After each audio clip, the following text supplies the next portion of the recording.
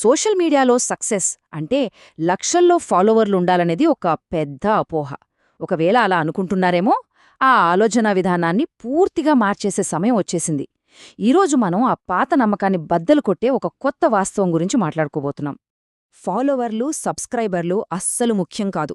ఈ మాట వినడానికి కొంచెం వింతగా ఉండొచ్చు, కానీ డిజిటల్ ప్రపంచంలో ఇదే ఇప్పుడు కొత్త నిజం. అసలు ఈ ఒక్క వాక్యం వెనుకున్న పవర్ఫుల్ నిజమేంటో లోతుగా చూద్దాం. చాలా ఏళ్లుగా సోషల్ మీడియాలో గెలవాలంటే ఒకటే ఫార్ములా ఉండేది. ఎంత ఎక్కువ మంది ఫాలోవర్లు ఉంటే అంత గొప్ప. కానీ ఇప్పుడు ఆ ఆట, ఆ రూల్స్ అన్నీ పూర్తిగా మారిపోయాయి. ఒకప్పుడు సోషల్ మీడియా చాలా సింపుల్గా ఉండేది. ఎక్కువ మంది ఫాలోవర్లున్నారంటే వాళ్ళ కంటెంట్ ఎక్కువ మందికి చేరేది, అంతే. కానీ ఆ రోజులెప్పుడో పోయాయి. ఆ పాత మోడల్ ఇప్పుడు అస్సలు పనిచేయదు. మరి ఆ పాత రూల్ ఎందుకు ఫెయిల్ అయింది? దానికి సమాధానం కావాలంటే ఈరోజు సోషల్ మీడియా ఎంత పెద్ద సముద్రంలా మారిపోయిందో మనం అర్థం చేసుకోవాలి. ఒక్కసారి ఈ నంబర్స్ చూడండి. 2005లో కేవలం 50 మిలియన్ల యూజర్లు. ఈరోజు 5 బిలియన్లకి పైగా. అంటే చూసేవాళ్లే కాదు, కంటెంట్ క్రియేట్ చేసేవాళ్లు కూడా కోట్లలో పెరిగిపోయారన్నమాట. ఇక కాంపిటీషన్ ఏ రేంజ్లో ఉంటుందో ఊహించుకోండి. ఒక్కసారి ఈ నంబర్ చూడండి. ఒకటి పక్కన 9 సున్నాలు, 100 కోట్లకు పైగా. ఇది ప్రతిరోజూ సోషల్ మీడియాలో అప్లోడ్ అయ్యే కంటెంట్ అన్నమాట. అంటే మన పోస్ట్, మన వీడియో 100 కోట్ల ఇతర పోస్టులతో పోటీ పడుతుంది. ఇంత గోలలో మనల్ని ఎవరు చూస్తారు? ఇంత కంటెంట్ వరదలా వస్తుంటే ఎవరికి ఏది చూపించాలో తేల్చడానికి ప్లాట్ఫామ్లకి ఒక గేట్ కీపర్ అవసరమయ్యాడు. ఆ గేట్ కీపరే అల్గోరిథం. అదే ఇప్పుడు మన రీచ్కి కొత్త బాస్. ఈ అల్గోరిథంకి ఒకటే లక్ష్యం: ప్రాఫిట్. జనాన్ని వీలైనంత ఎక్కువసేపు యాప్లోనే ఉంచాలి. ఎందుకు? ఎక్కువ యాడ్స్ చూపించడానికి, అంతే. మన ఫాలోవర్ల సంఖ్యతో దానికి అస్సలు సంబంధమే లేదు. కాబట్టి ఇక్కడ గేమ్ చేంజింగ్ పాయింట్ ఏంటంటే, ఇప్పుడు గెలవడానికి కావలసినది ఫాలోవర్ల సంఖ్య కాదు, అల్గోరిథంకి నచ్చేలా జనాల అటెన్షన్ని పట్టుకుని నిలబెట్టగలిగే కంటెంట్ని సృష్టించే స్కిల్. అదే కొత్త కరెన్సీ. సరే, అటెన్షన్ పట్టుకోవటం ముఖ్యం అని అర్థమైంది. కానీ ఎలా? దానికి ఒక సింపుల్ టెక్నిక్ ఉంది. అదేంటంటే, ఆల్రెడీ సక్సెస్ అయిన స్టోరీ టెల్లింగ్ స్ట్రక్చర్స్ని ఉపయోగించడం. వాటినే మనం ఫార్మాట్స్ అంటాం. ఫార్మాట్ అంటే ఏంటి? చాలా సింపుల్గా చెప్పాలంటే అదొక సక్సెస్ఫుల్ వంట రెసిపీ లాంటిది. ఇది ప్రతిసారి మంచి ఫలితాలనిచ్చే ఒక ప్రూవెన్ స్టోరీ టెల్లింగ్ పద్ధతి.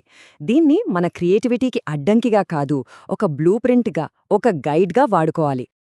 ఉదాహరణకి కొన్ని ఫార్మాట్స్ చూద్దాం. మ్యాన్ ఆన్ ది స్ట్రీట్ అంటే బయట జనాలని ఇంట్రెస్టింగ్ ప్రశ్నలు అడగటం. లేదా ఒక ఎక్స్పర్ట్ సలహా ఇచ్చే ప్రొఫెషనల్ అడ్వైజ్ వీడియోలు. ఇలాంటి ఫార్మాట్స్ జనాలకి బాగా కనెక్ట్ అవుతాయి, ఎందుకంటే వాళ్లకి ఆల్రెడీ ఇవి అలవాటు. ఒక ఫార్మాట్లోని చిన్న చిన్న డీటెయిల్స్ కూడా ఎంత పెద్ద తేడా తెస్తాయో చెప్పడానికి ఇప్పుడు మనం ఒక రియల్ కేస్ స్టడీ చూద్దాం. ఇది చూస్తే మీకే పూర్తి క్లారిటీ వస్తుంది. ఇక్కడ చూడండి, ఒకే క్రియేటర్, ఒకే ఫార్మాట్, కానీ ఒక వీడియోకి 54 మిలియన్ వ్యూస్, ఇంకోదానికి కేవలం 2 లక్షలు. ఎందుకింత తేడా? దాదాపు 53 మిలియన్ల వ్యూస్ గ్యాప్ ఎలా వచ్చింది? ఈ ప్రశ్నే మన అనాలిసిస్కి బేస్. ఈ టేబుల్ చూస్తే షాక్ అవుతారు. ట్రూ ఫ్రెండ్ వీడియోకి 54 మిలియన్ వ్యూస్, బ్యాడ్ ఫ్రెండ్ వీడియోకి కేవలం 2,76,000. ఫార్మాట్ ఒకటే, టాపిక్ కూడా దాదాపు ఒకటే, కానీ ఫలితాల్లో ఆకాశానికి భూమికి ఉన్నంత తేడా. అంటే ఎగ్జిక్యూషనే ఇక్కడ కింగ్. ఈ భారీ తేడాకి సమాధానమే పర్ఫార్మెన్స్ డ్రైవర్స్. ఇవే ఒక మామూలు కంటెంట్ని వైరల్ చేసే సీక్రెట్ ఇంగ్రీడియంట్స్ అన్నమాట. అవేంటో ఇప్పుడు చూద్దాం. మొదటి డ్రైవర్ పర్స్పెక్టివ్ షిఫ్ట్. అంటే మనం చెప్పే పాయింట్లో కొత్తదనముండాలి. నకిలీ స్నేహితులు కష్టాల్లో వదిలేస్తారు అనేది అందరికీ తెలిసిందే, చాలా రొటీన్. కానీ నిజమైన స్నేహం నిశ్శబ్దంతో నిలుస్తుంది అనడం, అది చాలా ఆశ్చర్యంగా, కొత్తగా అనిపిస్తుంది. అదే క్లిక్ అయింది.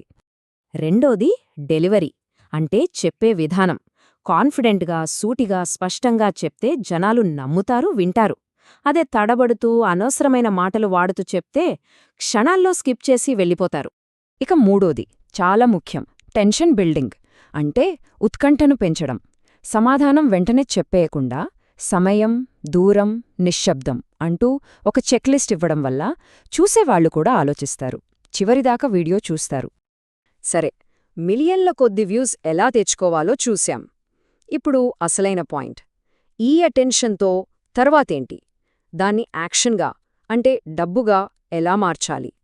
దానికి ఈ 3 సింపుల్ స్టెప్స్ ఫాలో అవ్వాలి. 1. ఒక మంచి ఫార్మాట్తో అటెన్షన్ గ్రాబ్ చేయాలి.